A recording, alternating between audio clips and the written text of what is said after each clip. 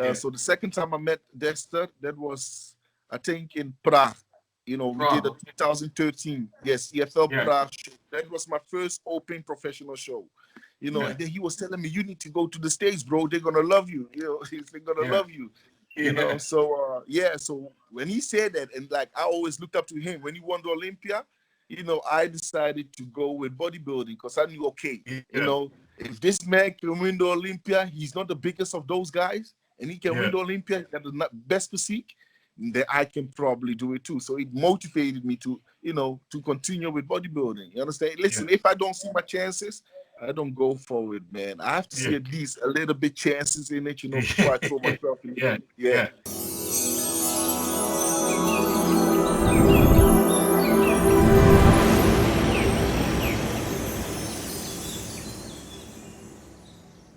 All right, so welcome to the first episode of the Soul Podcast, Suffer Out Loud. So that's what I decided to call this podcast. I want to touch athletes to be able to talk about their struggles and praise their successes through, their adversity, trauma, whatever it was.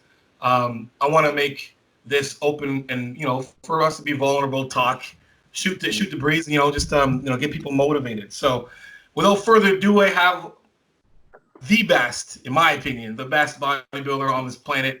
Runner-up, Miss Olympia runner-up last year, top 3 2 years before that, 2-time Arnold Classic winner, probably the most humble person I know and the most furious at the same time. So welcome, and it's Will Bonac's birthday today, so happy birthday, brother. Thank you, brother. Thank you.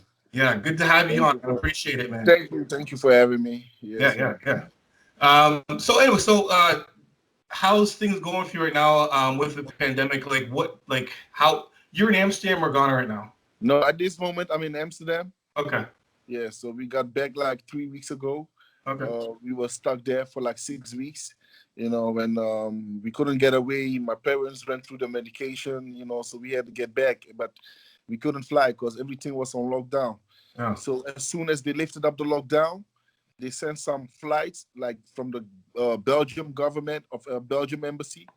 So yes, we flew with them. They had some space left, and we paid, or like we were willing to pay. We signed some papers, and they, they booked a flight for us, and they came to pick us through Cameroon, and then through Accra, so the capital city of Ghana, from Accra to Brussels, and then from Brussels we took a taxi to Amsterdam. Nice. So everyone is safe, thank God. Yeah. Now right now at this moment, I'm really busy with fixing the new house, fixing everything. We just got a new house, bought it in 2018.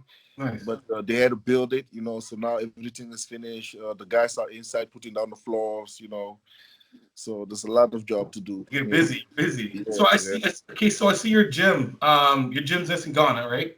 Yes. Beautiful gym. So, and then your new house is in Amsterdam or Ghana? There's my new house is like 10 minutes away from where I live now. So it's like, it's still like it's in Hoofddorp. Hoofddorp is like attached to Amsterdam. It's close to the airport. Yeah. Like 5 minutes from the airport. Yeah. Cool. So we got Olympia coming up. You're getting ready for that. Yeah. Thank God they move it to December, from September to December. Because like I would be rushing otherwise. So now at least we got some time. We know what to expect. And people can prepare, because I think most of the gyms are not even open yet. Still. At least not in my country. Most gyms are closed. All the gyms are closed here. Unless you have a private gym. So until September. So yeah. So you have a gym? Do you have a gym there right now with you? Do you have a gym to be able to train at in Amsterdam I train like thank God with in the gym of Taffy. The guy from Bodgy Engineers. Yes. So he's allowed me to train in his private gym, thank God, with me and my training partner. So we love it. Yeah. Good, man. Good.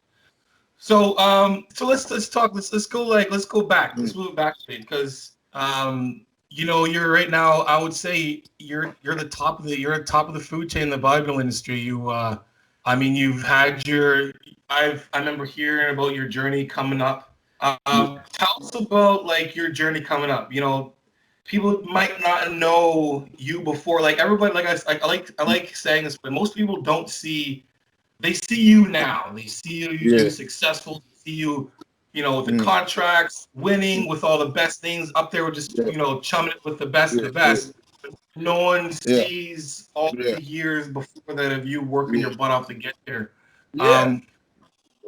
I started like with bodybuilding, I went to a show in 2007, and then with my ex-girlfriend back then, and I told her like, man, I can do this too. I say like, I can do this. I'm gonna prep myself, and next year I'll be here and I'll be on the stage and I'm gonna win it. Yeah. That's what I told her. And a year later, I won the show. Won the show. Yes, I couldn't even pose. I won the show easily. So from that going, everything started to roll. I started to love bodybuilding. I did some shows, international shows as well. But all the time, I had like, I think 3 jobs, because I couldn't afford it. Just bought a house with my ex back then, and we had a baby on our way, my firstborn, so that was like in 2010, so it was like, it was struggle, so I had like I was like in the security, and then at the weekends I go for like a bouncer at the nightclubs. And then I was also like a personal trainer in the gym as well. Jeez, everything. So so I needed the money, so people, that's why people see us now, and they think we never work or whatsoever. And even if it wasn't for my last job, that was like in a paint factory, if it wasn't for the like my team leader, if it wasn't for him, I will still be there. I will still work there. So I struggled a lot to get where I am, but I didn't mind it, because I knew like, to get something, you have to work, your ass off, to get there. If you want something, you got to work for it. Nothing comes easy, and nothing comes to you, and nobody's gonna bring it to you. So, and I always had the discipline, So when I get off work, even though I'm so tired, I will still make time, to go to the gym, have my workout in. Sometimes I'd even travel like, hours. Back in the days, I didn't have a car. I didn't have my driving license. Just took the train, go to the gym, and train, So, and then I got to one gym because I was looking for people who were like, on the same road like me, like who wanted to do bodybuilding. So, I could roll with them and learn from them. And then I came to a gym. What was the name? Aero Fitness. And that's the gym where I train now, but they changed the name. And this is a new start now because the old gym got burned. So and I used to even work there in the gym. And that guy who worked there, Monda, he used to help me a lot. When the gym was closed, he used to help me with my posing, with my falcum and all the stuff. And he already saw what I did, what I couldn't see in myself back then. And unfortunately he died in 2012, I think. So but he really helped me on my way. And same thing account for Rudy as well, because that's when I met Rudy. At around that time I met Rudy, and when I first time I saw Rudy, I'm like, fuck, bro, what are you doing here, man? I told him like, bro, you need to be in the States. This is not your country. I say, you cannot do anything. This country is only for amateurs. You need to go to the States. He said, yeah, I'm still an amateur. I want to win my pro cards and that. And then I think in the same year he went to the Arnolds and he won it. He won the pro card over there. So then I started even to believe more in myself. He was like, Rudy was like, he was the man back then, man. He was different. Bro. Because I remember when I did the Arnold Amateur, I was looking at the past winners. I remember seeing Rolly's name. Did you won that show too? No, he came third. I got third place. Yes, third place. Yeah. Mateus Botov won that year. Everybody thought Lesukov won in my class. The Russian guy, Lesukov. He was like, back then, he was like the new kid, young guy, promising Mr. Olympia, you understand? So, so I was going to the Arnolds, and when we saw him, I was like, going to the Arnold, I'm like, shit, man, this guy's going to kill me, So, but when we got to the Arnold, he was the last one to take off his clothes, to warm up. I look at this guy, I'm like, Nah, and then my coach told me we got this guy, he's looking soft. We got him, yeah.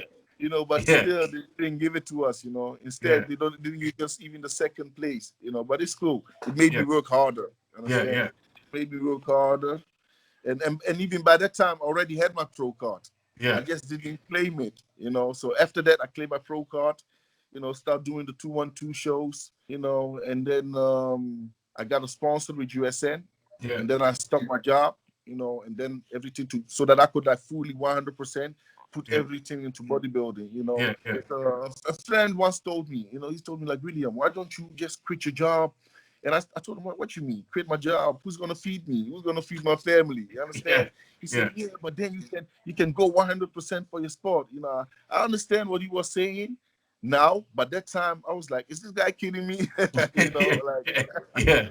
Yeah, so so once I,